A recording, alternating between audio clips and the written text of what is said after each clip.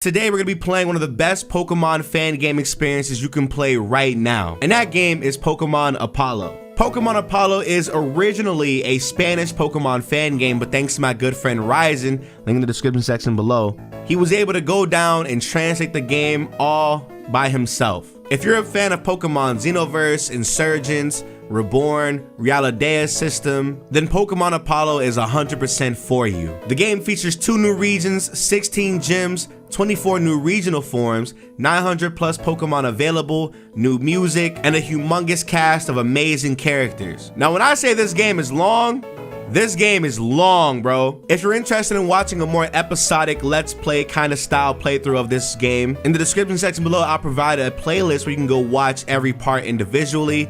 But if you're interested in the more narrative summary approach, here we are. Now, because this game is long, a lot of y'all probably won't make it to the end of the playthrough, but that's perfectly fine. I just ask that you leave a like, a comment, and subscribe if you recommend Pokemon Opalo, if you liked it, if you played it, as well as go in the description section below and go set up on Sacredalmighty.com. You can do so for free, but if you want to help make these videos more frequent, you can go help the editors and me out. Anyway, let's get into the video. The game actually opens up in the middle of a Pokemon League match, and not just any Pokemon League match, it's the grand finale. And then out of nowhere, the ground starts shaking and a humongous explosion killing thousands of people occurs. You then find out they made an arrest on a guy named Derringer, who is the leader of a group called Team Gatling. Now you then find out because of this explosion, the Pokemon League has since been shut down and the game actually starts 7 years after that event. You then go through the regular Pokemon stuff, you meet the professor of the region. I'm not sure if it was a translation error, but in other texts they call him Professor Ebony, but I called him Ibano because it's just funny. You choose your gender, your skin color, your name. You then go downstairs to go meet your dad, who honestly is just a regular dad at this point. But I guess in Pokemon terms it's different because you don't have a mom in this game either. He tells you received a letter from your friend Opalo, who you find out is a long lost friend who disappeared for a while, but now he's back just visiting and he wants to meet you at the Pokemon shelter. You go to the Pokemon shelter and you find out Opalo is not even there, but he left you 3 Pokemon to choose from, and this is how you get your starter Pokemon, obviously. The starter Pokemon's names are Snampery, the grass type Pokemon, Flasinge, the fire type Pokemon, and Swolefin, the water type Pokemon. I ended up choosing the water type Pokemon because I just love the little like whale aesthetic. I kind of like it. It's adorable. It's cute. Come on, y'all. You then head over to the right and you find out that your starter Pokemon had run away from you and he actually encountered Professor Ibano, who was talking to you about how much you need to be a better trainer, all this extra stuff, and he teaches you how to get real close to your Pokemon and allow it to trust you. You then name your starter and you're good. You learn how to battle, but before that, Ibano then tells you how much the region has changed since the big Pokemon League incident and how the spirit of battling and trainers have basically died out in the region because of it. He tells you to meet him in Jolok City, and that's pretty much it. You just gotta continue over east. Once you get to the next town over, you're gonna meet your good old friend Opalo, and he's the really cool guy. But not only do you meet him, you meet his fiance, and oh my goodness, is she a baddie? Wow. You come to learn that his fiance Vera is actually a news reporter and Opalo is working for the government now. You also find out he's the reason that you were even able to get a Pokemon anyway, and that's due to the recommendation of him bringing you up to the president of the entire region. And since they gave you their Pokemon, they actually want you to not only go through the region and acquire gym badges, but they also want you to stop people from committing crimes in the region. We go back home, tell our dad. He's very happy for us to get out the house, oddly enough, despite being alone. We continue over east and just explore the route before we get into the cave. And while inside the cave, we actually come across the evil team, Team Gatling, terrorizing some miner for some explosive. You handle that like it's nothing, and you get out the cave and you actually find a brand new trainer with the new Meowth form on his team. And I don't know what it is about these Pokemon fan games. They love giving Meowth some type of love. I don't understand it. Meowth's not cool. He's not good. Can we stop, people? Friends? Also, I'm not gonna mention any Pokemon names or talk about Pokemon that I catch because unfortunately, this game gives you a lot of Pokemon to choose from, and I changed my team a lot in this playthrough. So it's just too many names to keep in contact with, bro. It's too much, bro. Anywho, we see a Clefairy, and out of nowhere, this random blue-haired girl comes out of nowhere and smacks the back of me, and then she blames us that they ran away. What? Maybe they just didn't want you, Gala. I don't know what to tell you. Anyway, she challenges you to a battle. You beat her. Then you find out she's also a trainer that wants to do the gym challenge as well. But I don't know if she's under Opalo just yet. Anyway, after catching and evolving some more Pokemon, we get to Jalak City. We go over to Ibano's house, and he tells us how he sees some great things and potential inside of us, and he gives us a Pokedex out of nowhere. And it's the fact that because we're a trainer, he sees some crazy light of hope inside of us, and that we can rejuvenate the region's battle spirit. Anyway, some random guy comes out of nowhere, and his name is Mundanes, which is a play on words because he's a mundane character. You get me? Yeah, I don't know. But he's kind of this game's comedic relief character. He's just really fun to laugh at and laugh with. He kind of does this fourth wall breaking thing in the game. It's kind of cool. Anyway, you find out that Mundanes is actually a pushover, but he's also the gym leader of this town. He actually has a sad story, and he doesn't really have that much faith in himself. But out of nowhere, Team Gatling Grunt comes, smacks in front of Mundanes, and he steals his Pokemon. We agree to go help him and get his Pokemon back. We beat the Team Gatling Grunt, get his stuff back. He thanks us and feels some type of like inspired to battle us now. We go into the gym, which obviously is where he works. And you can obviously tell he's trying to keep up like an image because he's a gym leader, but he's very easy. We fight the Meowth that he has, which is an electric type Pokemon. He has a Slack Off and a Licky Tongue, which I'm not gonna hold you, after having two Pokemon that can kind of just shred through his team, a challenge he is not. We beat him, get our gym badge, and we inspire him to go on his own Pokemon adventure and stop being a pushover to his boss, anybody else that talks down on him, and he goes on his adventure despite being scared of the whole thing. And that's pretty much it. Next, you come across Professor Ibano again, who tells you that he saw the fight between you and Mundanes, and he thinks that you have what it takes to be the best. You then head over to the Mudsdale farm where you meet Gala again, and then you find out that this ranch is actually owned by one of the rich families in the region, and out of nowhere, Team Gatling comes and attacks. And it's not just Team Gatling Grunts either, they actually brought an admin alongside them. They steal one of the Mudsdales, and obviously it's up to us to go get them. Here we battle Commander Colt, who has a Luxio and a new form of Delibird, which is actually really cool looking. His evolution looks a little bit weird though. I wish they would have just kept this gimmick, but I don't know. Anyway, we beat him, of course, get the Mudspray back, and then we got to go through the rest of the desert that we were just at. Turns out the Mudspray that we actually picked up is actually poisoned, and unfortunately the only person that could heal them is the gym leader of the next town, which that's where we go to next. You can find her in the town square. She's over here, you know, doing her usual tricks. And while we're enjoying the time out in the town, out of nowhere we get these weird and strange visions of some weird looking creature, this wolf-like being calling out for us. Anyway, we meet Acacia, the next gym leader, who tells us to go to another town down south, and that way we'll be able to heal our Mudspray. You head over to Poniente town, where you find Vera is actually looking for some news on Team Gatling, who attacked the ranch before this place. You give your Mudspray over to him, and Vera wants to battle you out of nowhere, but she's relatively weak. She has a Happiny and a Wigglytuff. Wasn't really a threat. And then we head back to the last town to go and get our second gym badge from Acacia. Now, it's no wonder a town in the desert, Acacia is a ground type gym leader. And I'm not gonna hold you, she is bad, baby boy, huh? She has a Mudspray, a Piloswine, and a Tangela that acts as the tumbleweed Pokemon of this region. All in all, that was relatively easy of a battle. And when we get outside, for some reason, Gala is standing on top of the dome. I don't know why. And she tells you she's gonna head to Austral City, which is where the third gym badge is gonna be, which is where we're gonna go to next. At this point, there's nothing else to do besides head over east to continue forward. But before you get into Austral City, you find Madonna is just sitting there on this bridge. He challenges to a battle, which you obviously beat him, but he needs to train some more,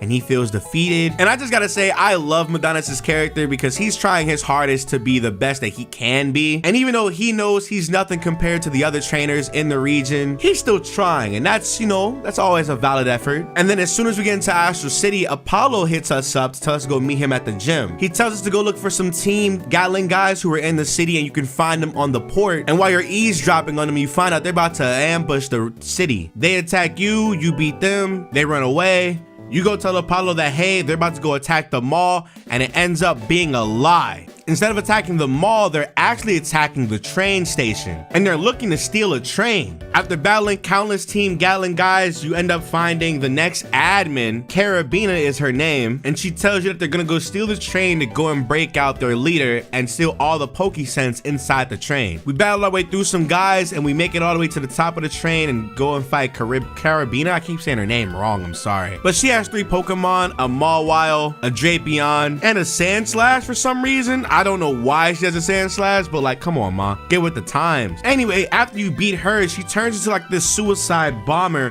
who is going full speed about to crash into the train, but luckily Opalo uses Hurricane on the train to obviously crash and stop the train. We make an arrest, and next thing you know, we meet the gym leader of this town, Bale or Bale, I don't know how you say her name. And I just gotta note, I really do like that how in a region where the Pokemon League is basically done and over with, all these people are like basically becoming fans of us, and they sit in the stands watching and following us, and they broadcast our gym battles. We have fans in this game, y'all. Well, anywho, the battle begins, and she actually sends out her level 27 Clang, her level 29 Matalox, and that's pretty much it. And unfortunately, I wasn't able to get the sprites for these 2 Pokemon to show up. I don't know why, there was like a glitch or something like that. I don't know what happened, but there you go. But Matalox is essentially the Golurk alternate form in this game. But anyway, after you beat her, you get the gym badge, and that's pretty much it. Opalo calls you over, and he lets you see them interrogate Carabina, who obviously tells you they were gonna use the train to break out Derringer from jail. He goes on this humongous spiel about how terrible of people Team Gatling is, and out of nowhere, the president comes out. The president thanks both you and Opalo despite you doing most of the work, and when you head outside, that boy Opalo is basically saying, hey, I'm gonna go do some more research on whatever these astral Pokemons are that Derringer is talking about. And he flies off on his Pokemon and takes us with him because the next town is actually a TM route. He gives us strength, and that's it. Now remember that cave that we were inside before we stopped Team Gatling the first time? Now that we have access to strength, we can keep going forward to the next town. You then meet up with Ibano, who's here to, for some reason, I don't know why, but with him we learn more about Pokesense and what it means, and then we get called upstairs to go meet our mom. Now unfortunately, you find out that your mom is not there. She's also been seeing these strange visions of like an astral Pokemon, so they've been feeding her meds over and over again. She's just not well in the head, unfortunately. Ibano tries to calm you down and tells you he's gonna research more on whatever it is your mom is seeing. Out of nowhere, you meet the gym leader of this town. After training and evolving some Pokemon, it's time to go take on the next gym badge, and it's a water type gym badge this time, which should be easy. The game gives you access to a lot of grass and electric type Pokemon anyway, so like we're fine. But anyway, it's time to give Romero the work. Now he reminds me of like a Marlin from Black and White 2 kind of character for some reason, and his team on paper is at least somewhat challenging. He has a Swanna, a Dreadnought, and a weird looking Abomasnow variant for this region, and his ace Pokemon, an Araquanid. You give him the work, and that is our 4th gym badge down. Let's go, baby. And obviously we have 4 more to go. Well, in this side of the region, that is. We head up north to Kalajin City, but before that, Romero is helping us move out the blockade of a barrel that are stopping us and every other trainer from going up north to the next town. We have another Madonna's rival battle, which is cool. He starts beating on himself some more, dude, and honestly, it's starting to get a little bit depressing. I'm not gonna hold you. It's kinda, you might need to relax, buddy. And while we're on our way to the next town, we meet this little boy who looks vaguely familiar, and he asks us to battle. Now, while you're battling him, you might notice he's using a lot of Pokemon that seem very, very, very familiar, but it's not just there yet, you know? You go inside the building and you see Gala is here visiting the native cemetery. And when you go upstairs,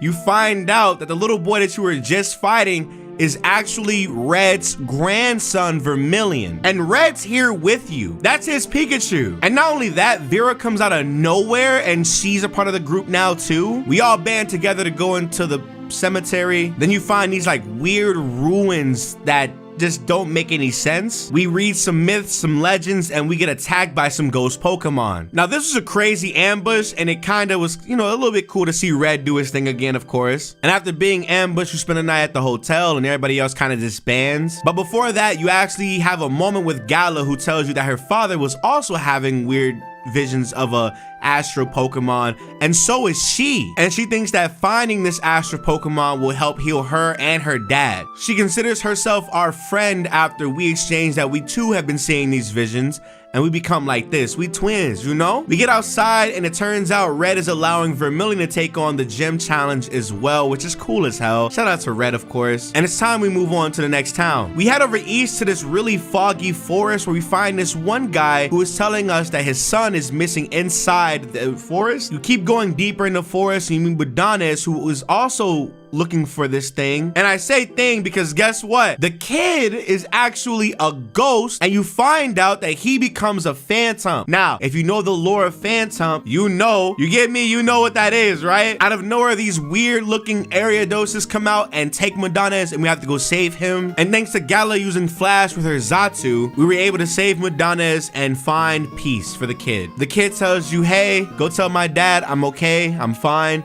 I died, it's all right. And then you go tell the dad, hey, bro. He ends up giving you Shadow Claw from helping him find peace. And I just gotta say, this is a really good little side mission, side quest. It was just a really cool moment. It felt like I was watching the anime. We make it to the next town, and this place is kinda creepy. It's foggy as it is in the forest, but there's also spirits roaming around here. And then we end up catching up with Silene, the next gym leader, the 5th gym badge trainer. We go through her gym, and guess what? There are hella people in the stadium looking at us now. And her team is not easy at all. She actually has a Drifloon, a Mimikyu, a new Frostlass variation that she's actually modeled after, which is kind of cool, no lie, and a Chandelier. Now, I had a Crocodile with Moxie, so of course it was no issue for me, but it was fire, baby. Anyway, after beating Silene, the crowd comes raging inside the arena, and they beg for us to bring back the Pokemon League due to us inspiring the people again. Opalo comes out of nowhere and tells us that he has permission to interrogate Derringer in the prison, and he asks us to come with him. We say yes, of course, and we head over to the prison. Now, after talking to Derringer, him and Opalo basically trade personal low blows at each other, and then out of nowhere, we have a vision right in front of him, and he knows what that is. He tries to like comfort us in a weird way, but obviously Opalo is not having none of it. He tells us more about his plans and how he was gonna break out of prison. And then while we're taking him back to his cell, guess what? He actually can control the Dusknoir in the game, and he ends up releasing all the inmates inside of the prison. We fight our way through inmates and then Team Gatling members, and we end up finding him again, but this time he's with Colt, who we've battled before in the past. Colt is the distraction guy, and then obviously Derringer leaves. We destroy Colt again, and then we arrest literally everybody again. Opalo gives us Fly and tells us to continue on with our journey while he goes and tells the president about Team Gatling being free. Because now that Derringer is out, Team Gatling isn't just some random group of thugs anymore. They're actually a terrorist organization now. We continue up north and fight Remington, who has a gang full of like Saphirian Delibirds on his side. After we get done battling him, you find out that he's actually a Team Gatling admin, and Derringer is one of his best friends, and he's so happy to hear that Derringer has been freed. It skips over to a scene where the president is being asked, hey, are you gonna open up the Pokemon League again? And obviously the president's like, no, Team Gatling is still out there, and that just would not be wise to have another repeat of what happened 7 years ago. We continue east where we meet up with Madonna is at the beach, and Gala comes with us, and we end up having like a really good friend moment. Romero comes out of nowhere and he gives us Surf. And then we go over to the next town where we have to go get our next gym badge from gym leader Dalio. Now it turns out Dalio, Opalo, and Vera have made a deal with each other for some reason. And it turns out Dalio is where Opalo is supposed to get a lot of his information for Team Gatling. But you know you can't do anything for free. Dalio asks us to go recover this gem inside the water. And you know I'm not good with water, but in a Pokemon game, will have to suffice. Out of nowhere, Red and Vermilion come outside and they tag along. And so now it's me, Vermilion, a little kid, mind you, and Opalo being sent out to go investigate a sunken ship in the middle of the ocean, bro. What? You find out that the ghost of the people that attacked the natives in this region live inside the sunken ship still. And after beating their captain, you return the treasure to Dalio, who then gives the treasure to Jangi, who is a native clan leader. So it like comes off as if Dalio is, you know, obviously working with the natives and trying to keep peace the best he can. But before he tells Opalo anything about Team Gatling, he wants to battle us because our reputation obviously is going all throughout the region. He wants some smoke with us. Dalio has a Galvantula, a Lantern, and a new Altaria form that looks amazing, and a Toxtricity, and finally a Magnezone. Now, obviously that team is not too hard because at this point you should be able to have access to a lot of mons that can pretty much just destroy this thing, especially after going through a desert full of ground type Pokemon. And then right after you beat Dalio, he does the unthinkable. He is thinking about reopening the Pokemon League. What? After beating Dalio, Opalo actually asks us to go meet him somewhere where he wants to divulge more information. We have like a brother bonding moment at the beach. He tells us that we're one of the strongest trainers inside of the region and that we have to work together to bring in his version of peace throughout the region. He tells us to head over to Tempest City. We have another Madonez battle and Professor Ibano comes out of nowhere and says he's also going to Tempest City. We get there and it's this futuristic looking town. It looks all right. It looks kind of cool. Nothing too crazy. But then we see Ibano, who tells us that he might actually have a clue as to what our visions are about. We meet this new woman called Peonia, and it turns out she's been studying native myths and legends the entire time. She also has like a clone for some reason. I don't know what's going on. And she then tells us that our visions are connected to an astral Pokemon called Astrum, who came down and stopped the natives and the settlers from fighting. But because he stopped the fighting, the Great Spirit or the god in this region wasn't very fond of that, and so they trapped Ostrom in the astral plane. And Ostrom has been sending out visions to select few people, us, to try and help save it. Coincidentally enough, there's actually a Ostrom tower where they worship him in the town. And guess who's there, baby? Team Gatling. We scale the tower, battle out of Team Gatling grunts, and we fight this admin, the A1 meat rider Winchester, who for some reason loves Derringer so much. Like, bro, and he's low-key kind of challenging. I did lose a little bit, but obviously since I have a Crocodile with Moxie, it's not that hard, bro. Derringer shows disappointment in Winchester losing and then abandons Winchester as if this is the last time we're ever gonna see him and them together. We get to the top of the tower and this man, Derringer, is nuts. He calls himself the Chosen One, talks about how the Great Ostrom chose him to save the planet. And I just gotta say, Gala in this moment is hilarious. She is not backing down on insulting Derringer at all. But like I said, Derringer thinks that he's gonna be the chosen one to save the world from whatever is about to happen. We don't know yet, but something is gonna happen where a humongous creature is gonna come down from the sky and attack the planet. Derringer sends out Greninja, destroys Xatu and Licky Licky, and then he challenges us to a battle as if he could beat us for some reason. I don't know, hey, somebody can get their mans, bro. He sends out a Dragalge, a Durant, a Greninja, and lastly a Grimmsnarl, and after being fondled, before giving up, he uses Greninja as a means to sit there and hold Madonez with a water shuriken to his neck. It's getting nasty. Derringer reads the last of the tablets and eventually leaves the place. Now at this point in time, Derringer is no longer a part of Team Gatling at all. And so because of that, the authorities came and basically arrested all the Team Gatling guys, and they have Winchester in custody and they're going to interrogate him. But before that, obviously, we have to battle the gym leader, Peonia. Now, she's a psychic type gym leader, but guess what? It's a double battle with her. You have to fight her and the clone. They have a Claydol, Sigilif, a new custom form, Hariyama, that's a psychic type Pokemon. It's fire, a Gardevoir, and that's pretty much it. We get our next gym badge, and obviously it's time to go and interrogate Winchester. You start to feel for Winchester because he starts to divulge some more personal information about himself, but most importantly, you find out that it wasn't Derringer nor Team Gatling that did the explosion from the Pokemon League 7 years ago. You find out that it was actually the government that did it, and it was the president who led the entire thing to happen, and they put the blame on Team Gatling to get away with it in hopes of acquiring more Pokesense. Now this is very crazy to say, right? Not everybody is believing it at first, and then turns out Professor Ibano was the person that made the machine that went haywire that caused the explosion. And obviously he feels some type of guilt because of it, and so he chooses to obviously try to redeem himself the best way he can, and he sends us and Winchester to go to the Team Gatling base to get proof of the fact that the president was involved inside of this incident. And guess what? They have a document inside the base just sitting there ready for anybody to come get it. We go through the base, we find out the Madonez has been captured and just sitting there inside the cell. We break him out, obviously. But before we're even able to get outside of the base, they're over here trying to destroy the base since Derringer is gone. So we scramble looking for a way out of the place, and guess what? There's an exit that leads to the city hall of the place inside of the region. We get attacked by security, and before anything else happens, Opalo comes out of nowhere, tells security we're done here, and we're gonna go meet the president. Now, at this point, I'm not sure if Opalo knows what's about to happen or is gonna side with the president, who knows? But as soon as we get up inside the president's office, it's time to find out, and guess what? It is fire. The president 100% confirms everything. He tries to threaten us by using our mom as a pawn. He basically tries to gaslight me and Opalo, but Opalo's smart. He knows what's going on here. Opalo's distraught and can't believe the president is lying about this entire thing. The president himself is like, you're not wise enough, you don't know enough to be able to critique me. I'm doing this for the sake of the region, yada yada. And Opalo's not having it whatsoever. And for some reason, he challenges us to a battle as if he's gonna be able to beat us. He sends out his Absol. He has a Surfetch, a weird looking Surfetch, mind you,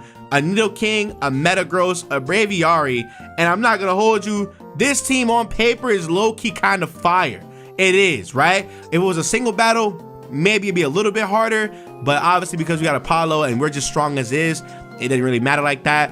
Anyway, we beat the president. He gets cooked up, popped up, and everything, and he ends up being arrested and exposed for everything that he had to do with that incident that happened 7 years ago. Opalo then, guess what?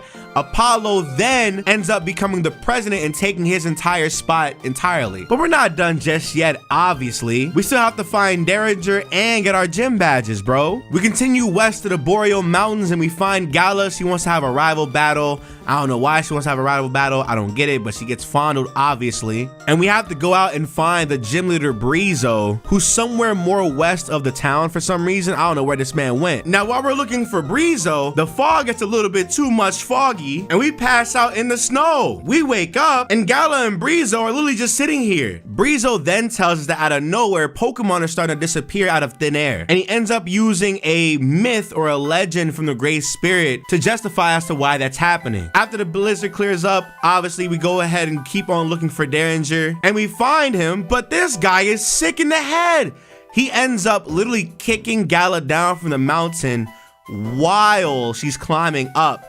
And obviously, you know, he's on this savior tip. It's me who has to save the world. Only me can do it. Yada, yada, yada. But then Derringer also mentions Gala's brother, who has been a mystery this entire time up until now. But since Gala is injured, unfortunately, she can't really be as active as she normally is in this little like adventure that we're gonna go on. And so we end up taking a rest stop, get back up, and we meet up with Derringer again, who wants to battle us again. We funnel him again, right? And he ends up just kind of giving up on the mission because he realizes maybe he's just not as strong as he, I guess, supposed to be. But before he gives us, Gala actually suggests that we work together instead of being separated. And obviously Derringer says no, he's done enough. He doesn't, you know, believe in the mission anymore. It's up to you all, yada, yada. And we make our way up until the shrine where we can try and talk to Ostrom. We find this weird shrine with this weird purple fire, and out of nowhere, Ostrom comes out of nowhere and battles us. Random as hell, right? But then after the battle, this man Ostrom then proceeds to tell us that, hey, I understand I did some bad things to y'all to get y'all here, but listen to me real. The Great Spirit is rounding up these Pokemon's like essence, and they're taking to leave the planet because in the next couple of months or weeks, I'm not sure, they didn't give like a time, I don't know, but soon there's going to be a being from outer space named Unctenna who's gonna come and kill everybody here.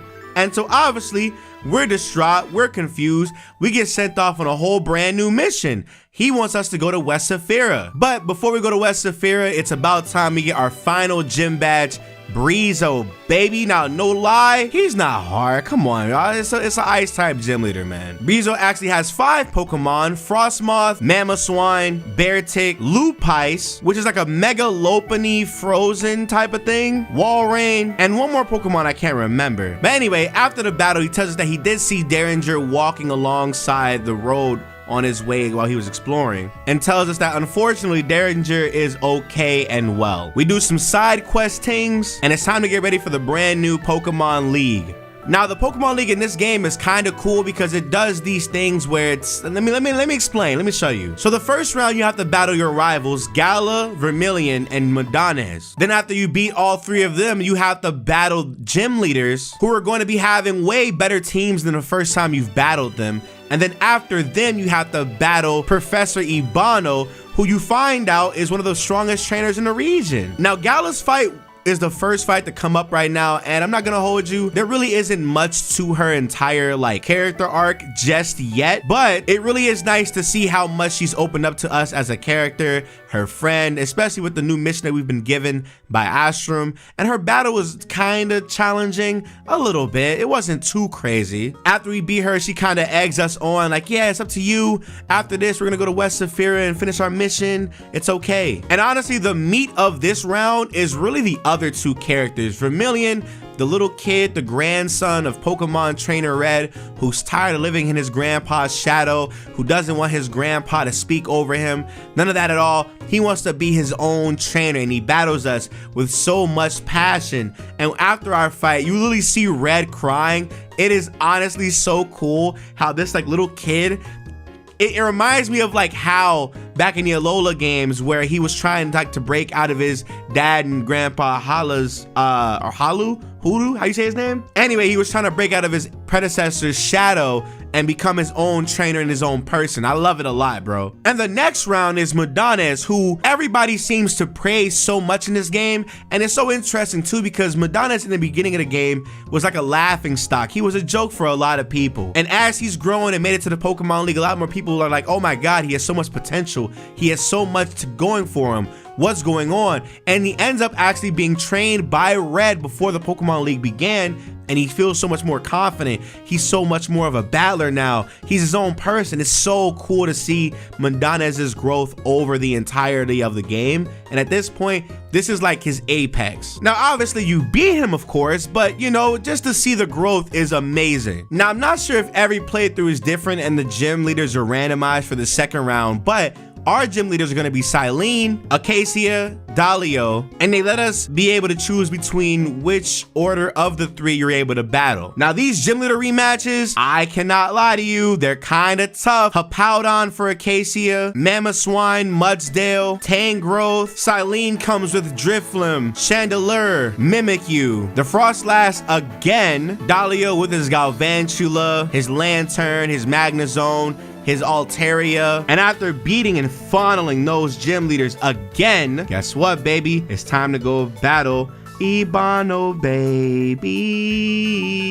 But right before the Ibano fight, guess what? Apollo proposes to Vera. Now, earlier in the video, I did say fiance, but I was thinking about the current times that we see them. But in the moments when we meet them, they're actually just boyfriend and girlfriend. But here's an unexpected twist nobody ever saw coming. You come to find out that Dalio is going to be using the proceeds from the Pokemon League to go and help the survivors of the Pokemon League incident from 7 years ago. But Dalio has a new add-on to his plans and basically tells Ibano, hey, we should rig this battle and you should let them win to basically inspire other people to come to Saphira, which one adds more money to both the region and the league, and it's just a better look because our region's kind of struggling in terms of like, you know, social status and whatnot. And so Ibano agrees, and as we go into the grand finale of the Pokemon League, we fight Ibano, and you might have noticed his team is kind of weak. It's kind of trash. Very easy trainer. He sits there for a moment, and as we're about to get gifted our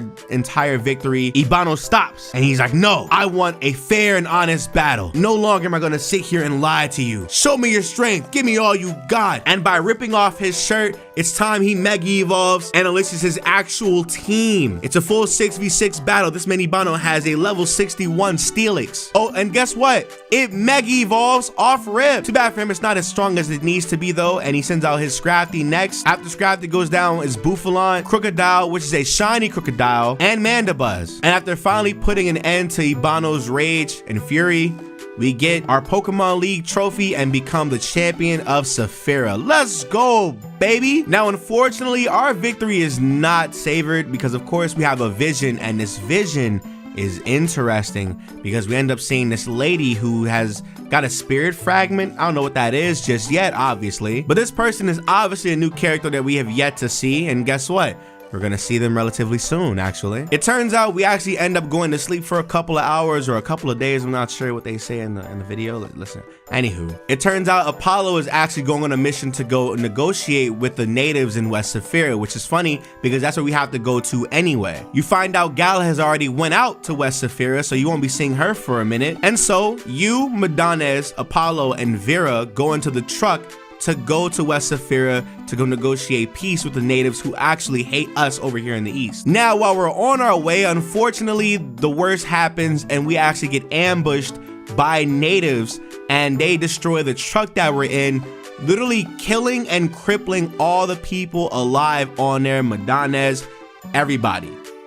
The only people who are there are literally you, who are still walking, and Apollo, who's standing over Vera, who looks like she's dead. This weird, mysterious woman comes out of nowhere and basically taunts Apollo, and out of nowhere, we fall to the cliffside and wake up in the rain.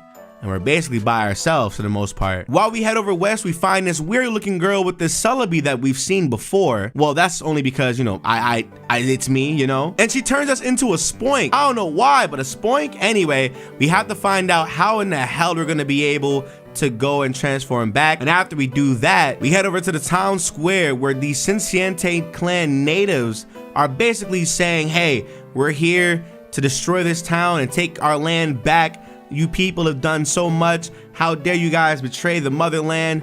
Whoa, whoa, whoa, whoa, whoa, whoa. And then obviously Gala comes out of nowhere, sees us, you know, newfound champion, and we basically fight the natives and we're good now. And it turns out that news kind of spreads quickly in this region because the entire region knows that Apollo, the president obviously, has been attacked by natives. And of course, over there in the east, they're rioting. They're like, oh my God, how could this happen? All this extra stuff, and Gala is just relaying information and her reaction to everything that's happened in the last couple of hours and or days that we've been separated during the Pokemon League. Anyway, some lady actually tells us that, hey, Gala, your brother Adion is somewhere down south. We should go check him out. And that's exactly what we end up doing. We go down there to the Berry Ranch and we find this weird looking blue-haired sage guy. He looks kind of cold, not gonna lie to you, bruh. And he basically sits here and he tells you and Gala that, hey, I've been here for a while. I live a peaceful life, away from the violence, away from our old town. I'm so happy to see you, sister.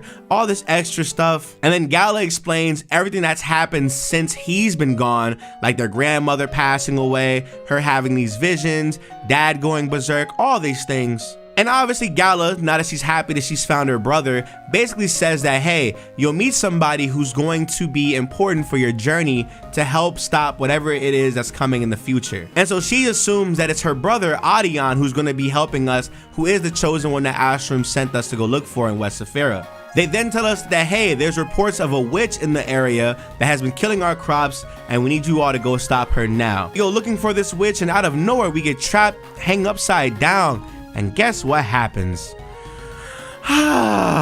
Turns out Adion is actually working with the Cinciente clan, and the two people that were with him are actually Cinciente clan native grunts. And they've been looking for this witch because the Cinciente clan is trying to get this witch themselves. Obviously, Gala doesn't want to believe any of that stuff, and out of nowhere, we meet the witch again after being freed by her celebi, and obviously Adion's right behind us, and he challenges us to a battle. Now, Adion's relatively easy. He's like a flying type. I'd say he's like a flying type gym leader.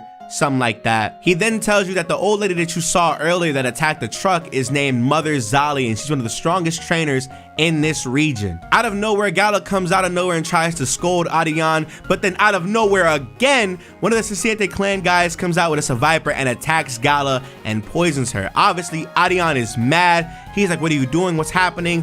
Whoa, whoa, whoa, whoa. And he disappears from the face of the planet, and Ixia, the witch that's been looked and hunted for, wakes up, basically blames herself for Gala being poisoned, and we have to go and find a cure for her in the next town over. The next town over is actually full of a bunch of religious people, and we have to go and talk to Leopold, who is the leader of the town, and he tells you, hey, you have a couple of hours for you to be alive right now. We need you to go grab these herbs from the bottom of this church. But unfortunately, the church and the area around it is literally being haunted by this weird, strange energy. I'm not sure what it is, but all my trainers have gone berserk because of it. He sends us over there, we go over there, and it turns out Ixie is over there as well, and all the trainers that went rogue basically attack us for some reason. And thankfully, after fighting them and getting to the bottom of the chapel and receiving the herb, out of nowhere, this humongous portal comes out, and guess what? This man Unctenna, the thing that's coming to kill the planet, can talk to us. We get sucked inside of the portal, and we're chilling in space. Out of nowhere, this humongous serpent basically tries to attack us and tries to reach out to us. But out of nowhere, Ixia, who's strong as hell, brings us back out of the portal and closes it before he's able to get outside. Now, you've probably noticed that Ixia is holding the spirit fragment, which is the same thing that we retrieved for Dalio back before Apollo became president. Ixia basically tells us that, hey, whatever that was sounds evil. We need to be on the lookout for it. We need to be careful.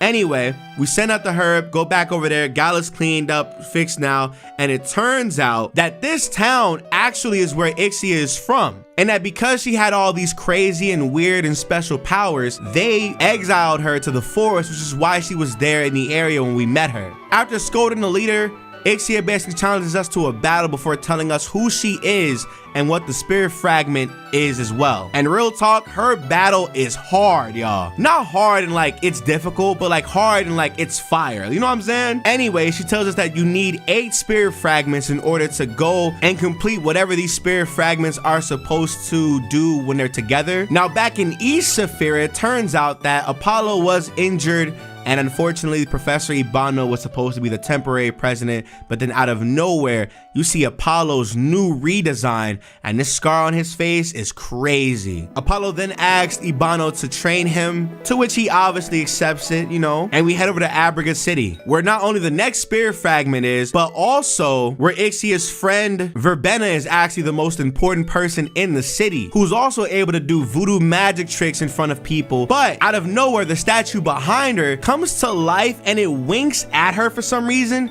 and that makes her scared and where she scurries off back to her mansion. Now, because we don't know what the rush is all about, obviously we're just conversing. Out of nowhere, Derringer comes out of nowhere and he's like, yo, Nick, hi, it's been a long time. I know you probably want to kill me. Hear me out, I get it. I need you to meet me in this place. And obviously Ixia is like, whatever, I'm gonna go talk to my friend. I'll meet you when we're done. And man, let me tell you, what happens next is actually going to be my favorite moment in this game. We get inside where Derringer is renting, and it turns out he has intruders in his house and they're being hypnotized to attack us and Derringer. Derringer then tells us what happened after him and Brizo had met, and he also tells us that, hey, he came over here to West Saphira to also grab the spirit fragments, and tells us more about them and how important they are to saving the world. A weird knock comes at the door, and as soon as we get outside looks vastly different. Something's about to happen soon. We don't know what it is. But it turns out that the voodoo shop that Verbana and Ixia are at is actually locked, and unfortunately, we have to sneak in via these crates to do so. Now, once we get inside and finish all these puzzles, you find out that Mother Zalia gave Verbena a spirit fragment,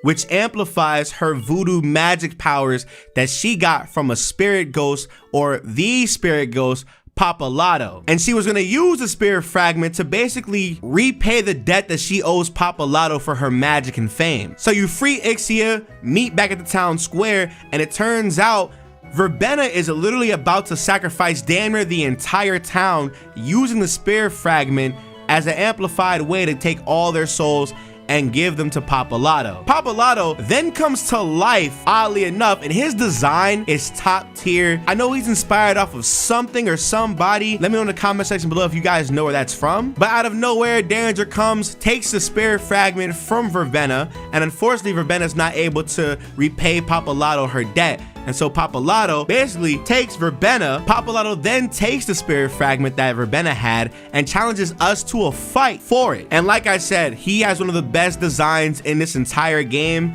He comes out with a Hans Crow, a brand new Venom Moth that looks amazing, a new Glalie that looks amazing as well, and after beating him, you get his spirit fragment. But before Papalato leaves, he actually alludes to Ixia being an incarnation of somebody very, very important. He allows Ixia to see her past life, and it turns out Ixia is Ostrom's trainer from back in the day. So Ostrom wasn't just a wild legendary Pokemon, he actually had a trainer that was really powerful alongside him, and they worked together. Now while Ixia is over here, you know, obviously going through her identity crisis, Derringer makes a deal with Opalo. Now we won't know what this deal is about till later, but what I can say is, spoiler alert, Derringer is not that evil, y'all. But now that Opalo has been defeated and we got our second spirit fragment, we shift focus from us over to Professor Ibano and Opalo training. And while they're going crazy, guess what?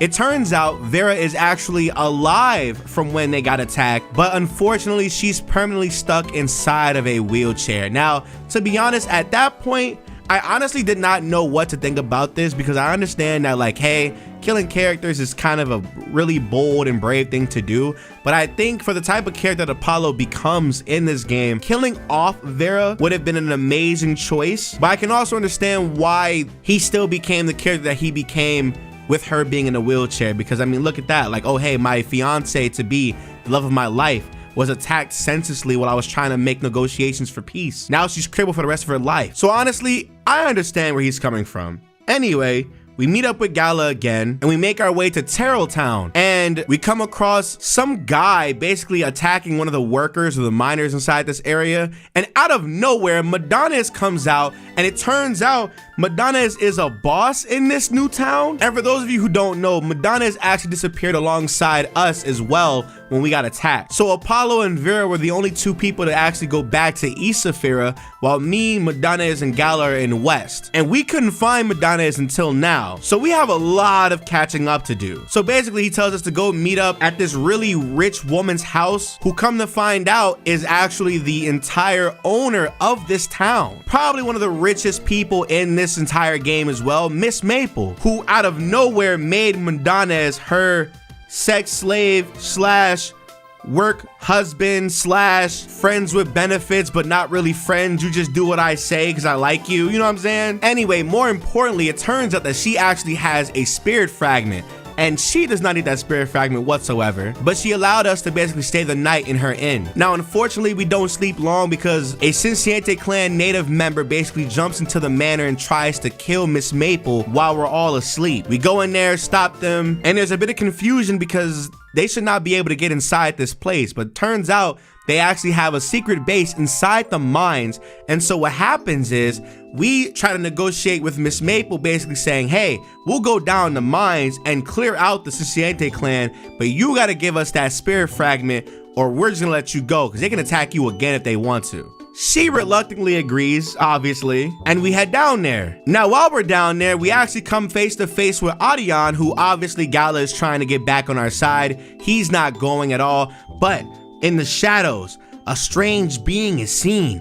And guess who it is, baby? It's Mother Zalia, who tries to recruit Gala into their ranks, obviously because she's related to Adion, but then tries to tell her basically her plans and what she wants to do, and that's basically grab all the Pokesense to use as like a sign or a beacon for Untena to come to the planet Earth to kill everything. And in their minds, they're going to let Untena kill everything so they can get the land that Opalo now rules over as president. Because over there in the West, they don't respect Opalo's reign whatsoever. They then do this really smart thing where they attack Gala, but it's Mother Zalia versus Gala, and Adion attacks me. Now, Adion's already lost once to me, so it doesn't matter.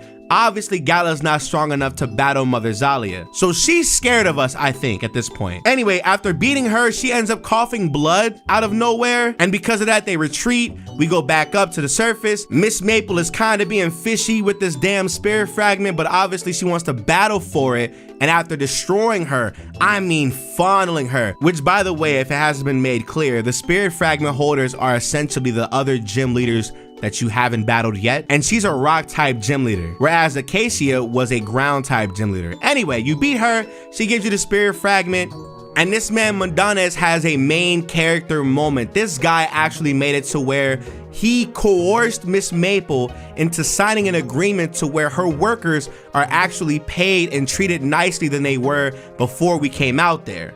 Now, before we leave, Madonnas actually comes out of nowhere and stops us from leaving and basically tells us, hey, you know, as much as I would love to go with you guys on y'all adventures or whatever, I'm going to stay where I belong and I feel wanted, here with Miss Maple. And honestly, as a character, I love Mundanez because if you remember when you meet him, he's a worker for a boss who doesn't care for him and a part of the region that does not care for him at all until he became the trainer that he became. But obviously over here, he is a boss over here. He just ends up dating the boss, you know? We have a really heartfelt goodbye moment because this may or may not be the last time we see Mundanez ever. And I'm not gonna hold you, this did kind of make me a little bit sad.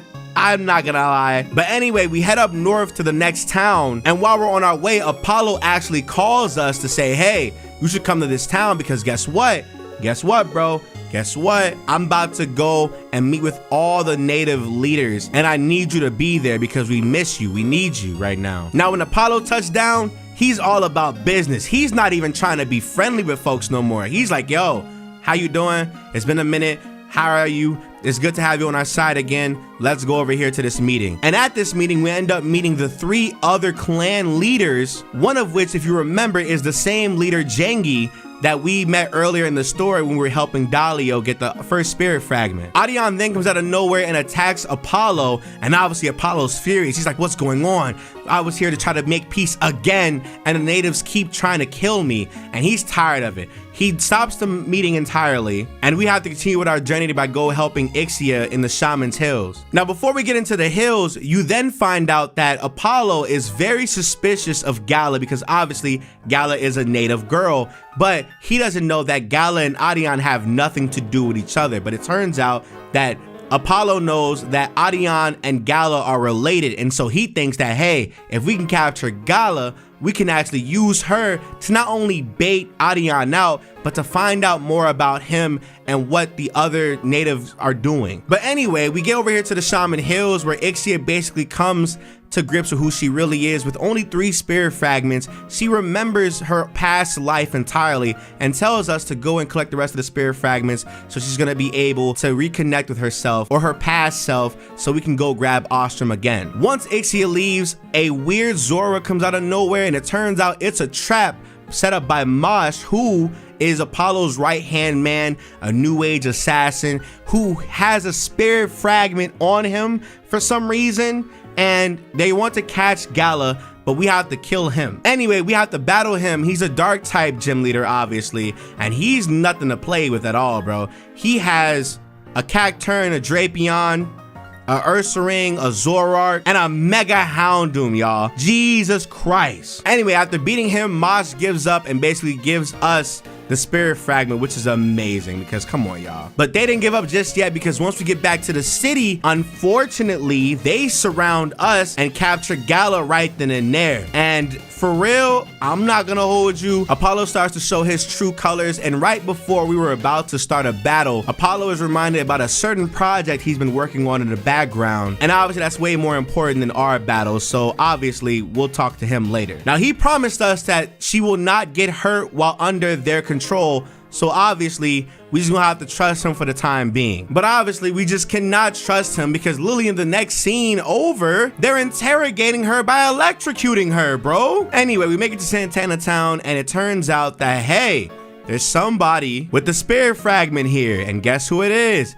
It's one of the clan leaders, of course. And funny enough, it's the one that runs the casino. Now, while we wait for our prize that we won while we were gambling, somebody out of nowhere comes and attack us. Then we wake up and guess who it is? It's Derringer, Winchester, and Remington. Anyway, it turns out that we weren't really the winner.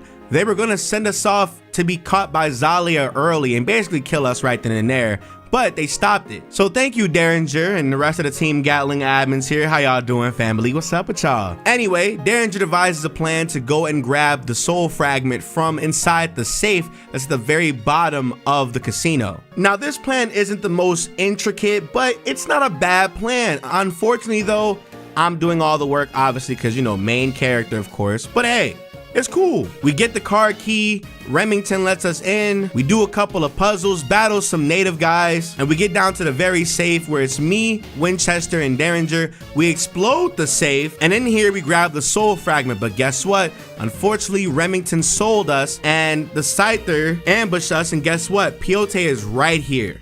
basically just telling us, oh yeah, I bought out your friend, he ratted you all, I'm gonna kill you and I'm gonna give the main character to Zalia, she's gonna pay big for him, all that extra stuff, and we get locked up. Now, we get locked up, we don't have our Pokeballs whatsoever, but shout out to Remington, because Remington is not playing around. But before we actually get saved, we have a moment with Gala. It's just like little weird soul connection, soul thing, and we're able to walk out and out of nowhere go through the astral plane and blink outside of the cell that we were just in because we were connected to Gala. I don't know how that happened. I don't know what that means, but it's perfectly fine because when we walk outside, like I said, Remington is chilling with our Pokemon. He gives them to us and it's time to go save the day. So we go and try to save Winchester and Derringer for being assassinated by the Scyther, and we have to fight Piote, the actual clan leader who holds the spirit fragment. And it turns out he's a bug type trainer. He has a Scizor, a new Flygon form, a Centiskorch that he's the Mega. And those are all the notable ones, obviously. So like, you know, that who cares, right? And after beating him, we get our soul fragment. Now, this is where Derringer might just become a lot of you guys' favorite character in this story. Because what happens is Derringer tells Remington and Winchester, you guys are now free. And they're like, what do you mean? What are you talking about? And it turns out that Derringer made a deal with Papa Lotto to clear them of all their crimes in exchange for his soul. And I want you to know, when I tell you Derringer is a peak redeemable character, it's amazing. He literally stole all the gold in the casino, gave it to them, and said, hey, your crimes, they're forgiven, they no longer exist. Take this gold, live the rest of your life. And Papa Lotto took him, and it's just so fire. Such an amazing character, bro. And then meanwhile, Gala is visited by Amaranta, who said that she was going to train Gala in some way, shape, or form. I'm not really sure. And then Professor Ibano calls us to Mistral City because Apollo wants to show us something. And show us, he does. We actually end up meeting Janista, the chief of the armed forces of Saphira, who's one of the strongest trainers in the region. And she's like, hold on, let me get Mr. President. Now, this is where the story gets really interesting and really crazy because you find out that in the background, Apollo has been using PokeSense to create these artificial trainer robots and forcing the connection with Pokemon so he can have an army of Pokemon trainers at his disposal. Now, Ibano doesn't really agree with this type of strategy whatsoever. He doesn't like it at all because it's forcing the Pokemon and the bond between them and trainers onto robots, and he just doesn't like it at all. And then Apollo takes us to the other room to basically try to talk to us in a way where it's like he's trying to negotiate or try to coerce us to give him our spirit fragments that we have been working so far for, because he needs the energy for it to be enough to battle Unctenna. It's at this point in the story where Apollo is starting to really show a different side of himself that you just honestly was not expecting. And you could tell his trust and hope in us as trainers is literally waning down. He then tries to basically pull the whole, if it wasn't for me, you wouldn't be a Pokemon trainer. How dare you not give me the spirit fragment spiel, and try to make us feel bad because we don't want to sit here and do that. Then he literally sits here, pulls out his Pokeball as if he wants to battle us. But before he does that, Janista comes in and tells us that the Cincinnati clan are on Obsidian Island, and Apollo, thinking that that's their main base, he's like, yes, let's go there now. So now it's Apollo, Ibano, you the player, and Janista, and then 3 other military grunts. Who cares about those guys? But basically the strongest trainers in the region besides Gala are here. And while we explore the island, we actually come across these weird machines, these weird devices that we've never seen before, basically confirming that the Great Spirit may or may not be alien. Once we get done with all the puzzle stuff, obviously Apollo and Adion go at it again. Nothing else happens here. But after they get done fighting, a humongous lore dump just starts to happen. And it turns out that there isn't just one Great Spirit. The Great Spirit is basically a part of a race of beings that essentially their entire mission is to populate the cosmos. And so they created Pokemon and scattered them throughout the universe. But one Pokemon went rogue and started eating planets and devouring all the Pokesense in the universe. And that was Unctenna. And one by one, he would go throughout the cosmos eating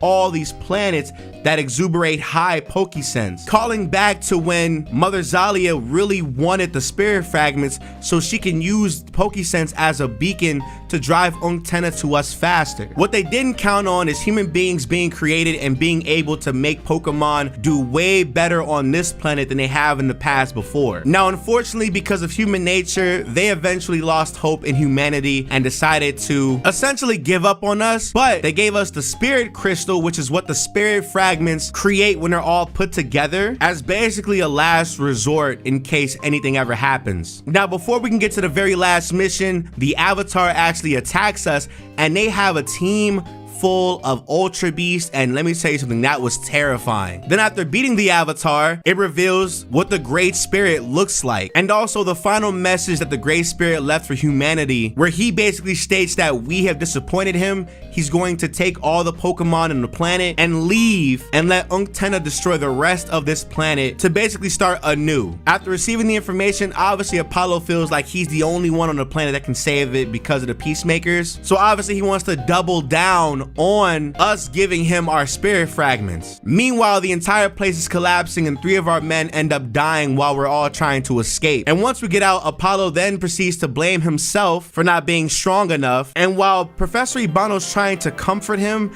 by basically saying, oh yeah, you have me and Nick, Apollo makes it abundantly clear that he does not trust us at all. Ibano then tells us we need to head to Route 26 to get our last spirit fragments, and we make it to La Biche Town. Now you're probably wondering what native leader runs this place. Y'all remember, it's Jangi, but he's not here unfortunately. We meet up with Ixia to go see where the hell Jangi is at, and it turns out he's not here at all, and the only person that's here to defend the village is Serku, the guy that runs the dojo. You then find out that the Sisiete clan has declared war against the other native clans, but then also this village is being ransacked by outlaws who are the only reason why the government hasn't come to take over this land as well. And eventually their leader, Kayana, comes out of nowhere and oh my goodness, great googly moogalai. She ends up talking smack to us. I wish she would, never mind. Anyway, we head over west and we find Jangi in this little weird cave, and unfortunately, he has us going through all of our deepest and darkest fears, and we end up beating them,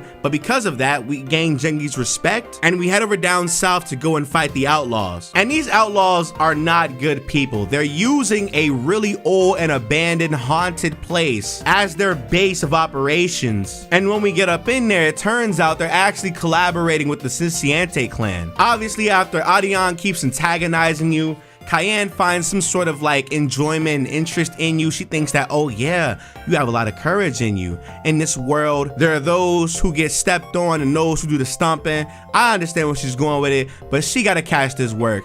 I give her the most delicious BBC meat on the face of the planet, and then she gives up. But now that she does give up, guess what that means? That means that we no longer need Jangi to sit here and decide on whether to give up to the Sisiente clan, because they give up as well, or the government. But afterwards, you then find out that Jangi and Adion are like childhood best friends. And obviously Jangi does the whole, oh, what happened to you? You changed so much.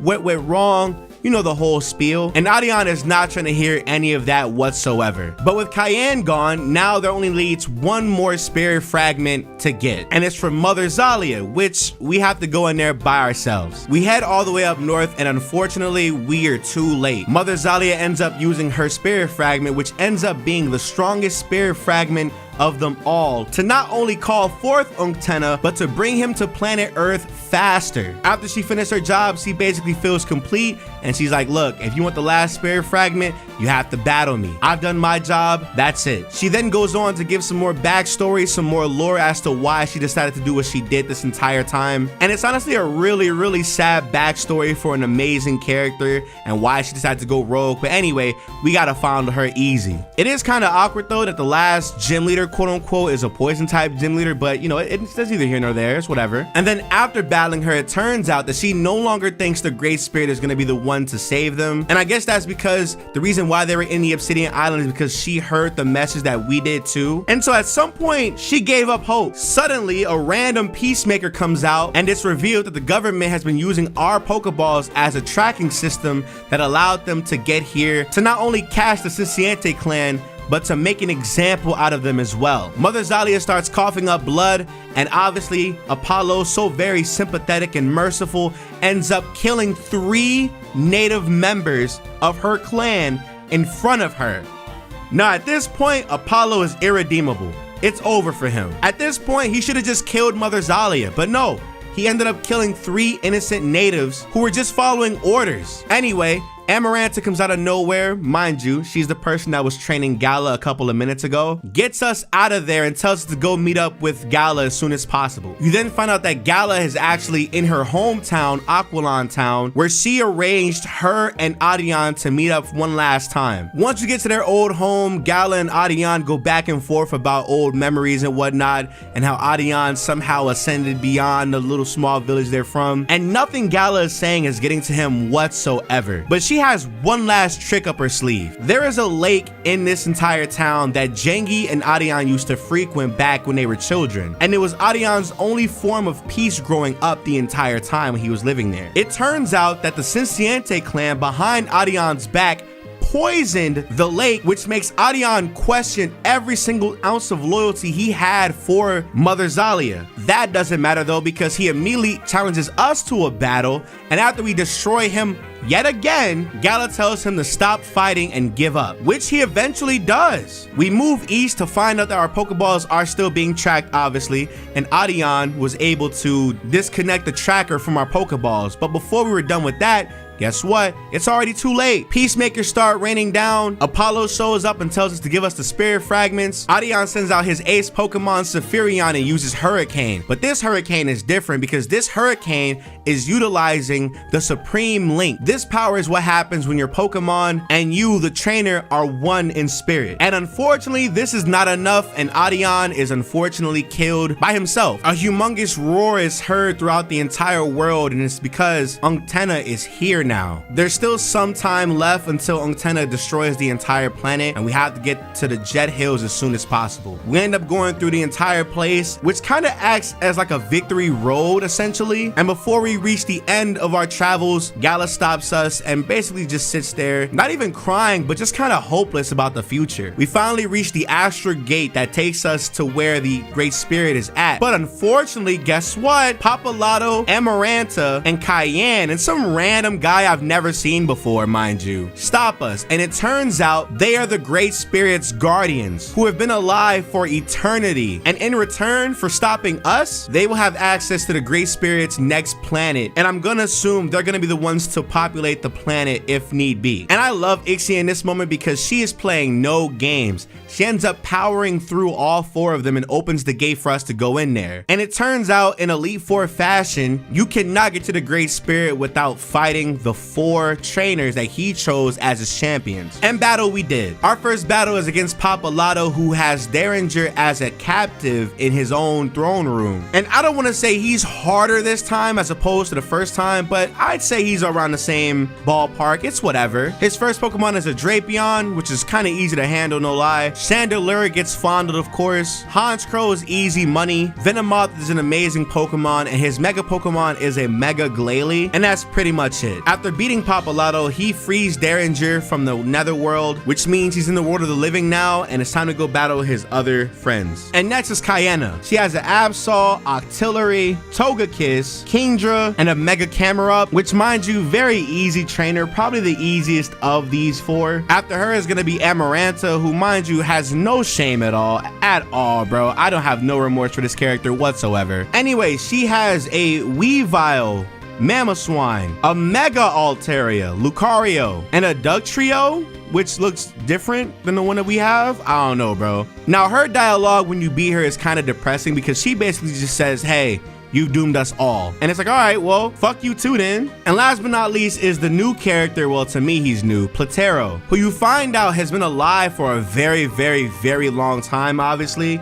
But he's been around for a while. He's a famous celebrity. He's watched most of his family go by. It doesn't matter anymore, bro. Anywho, he has a Miltank, a Mr. Rhyme, a Rapidash, a Shiny Rapidash, I'm sorry, a Tangrowth, and a Mega Gallade. Now, this is the last time we'll ever see these characters because these characters have been living so long only because of the Great Spirit's blessing. But with them destroyed, they no longer exist anymore. Anyway, we get to the Great Spirit and he is not changing his plans at all. He does not care about our intentions. He does not care about us. He has no faith in us. It's so interesting seeing basically God be afraid of his own creation, basically cower at the thought that there may be hope in the world. At this point, the Great Spirit's plan right now is to finish us and then take all the Pokemon right now as we speak. And because Unctenna is right there, he literally does this while we're all alive. So all the Pokemon trainers are seeing all their Pokemon disappear right in front of them.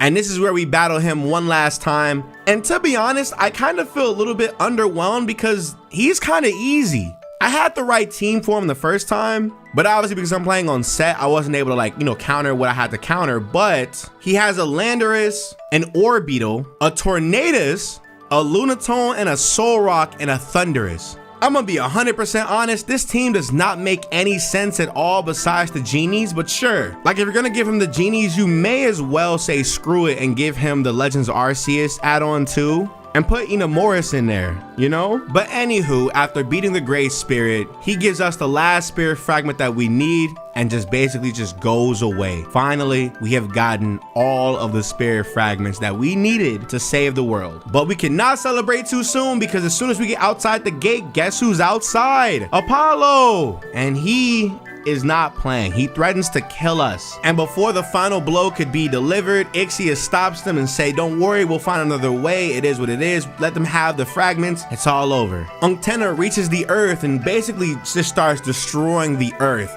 And they only have a couple of minutes / couple of hours before the end of days.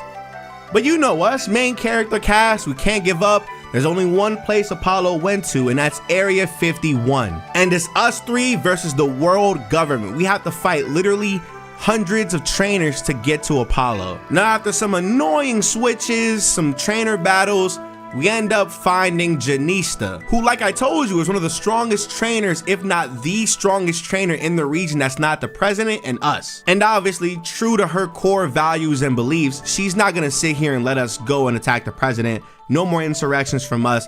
It's time to battle. She ends up having a Bisharp, a Sirfetch'd, a Tyranitar that actually ends up becoming a Mega. And honestly, every last one of her Pokemon just got one-shotted. There wasn't really much to keep them inside the video. I'm gonna be honest with you. Anyway, we get to the top of the tower and unfortunately an army of peacemakers is waiting for us and they're shooting at us, literally shooting at us. But guess what? Don't worry about it because we can activate the Supreme Link as well. And we do this weird Ultra Instinct fighting style that nobody else can do. But guess what? There is one more trainer that can do the Supreme Link. But anywho, we reach the top where Opalo is at, sitting there waiting, and it turns out we aren't the only one that can use the Supreme Link technique. Opalo is also able to use it as well. Opalo now stands as the last threat in our entire conquest to save the planet.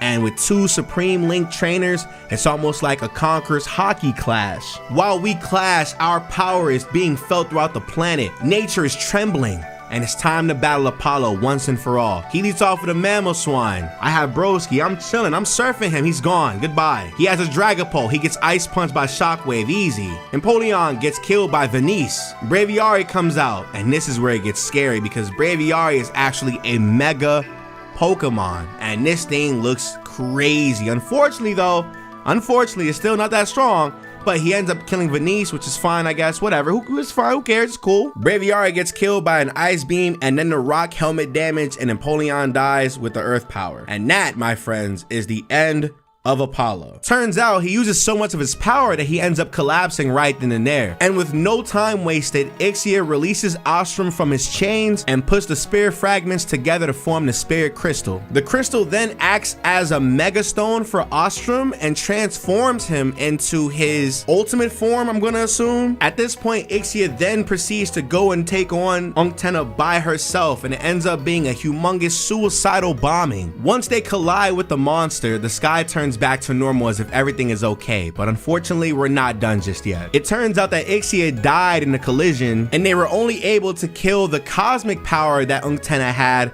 but not the mortal body. And so in her last dying words, Ixia says thank you and leaves the rest to us. Gala, who lost every single person she cared about throughout this entire adventure, goes on about how unfair it is that this is not over yet at all, but she does not give up. And so it's us two versus that big snake thing. The very first battle, this man Unctenna is a very tanky beast. Level 100, we're all level 100 at this point in time, but it's just not enough to be able to beat him. But seeing that it's not enough, Gala suggests that we use the Supreme Link in order to break through some more. And that time it worked, or so we thought. In its last moments, the beast tries to attack us, but Gala makes one suggestion: throw a Pokeball at it. And we do. And that, my friends, is the end of Pokemon Opalo. In the aftermath, Opalo and Ibano have a conversation about how far Opalo went to try and reach his version of peace, and Gala again bursts out into tears of joy this time and says that it feels like she can breathe again, and tells us to look around. We saved the Pokemon world. A couple weeks have passed, and since then Opalo has stepped down as president of Saphira, and Ibano is no longer the professor of the region but the president of the region. After declaring us Pokemon masters on live TV, it turns out that we're not even there in the crowd, but Mundanez is. You find out that Miss Maple is taking Mundanez around the world on a vacation, and he wanted to come by and say goodbye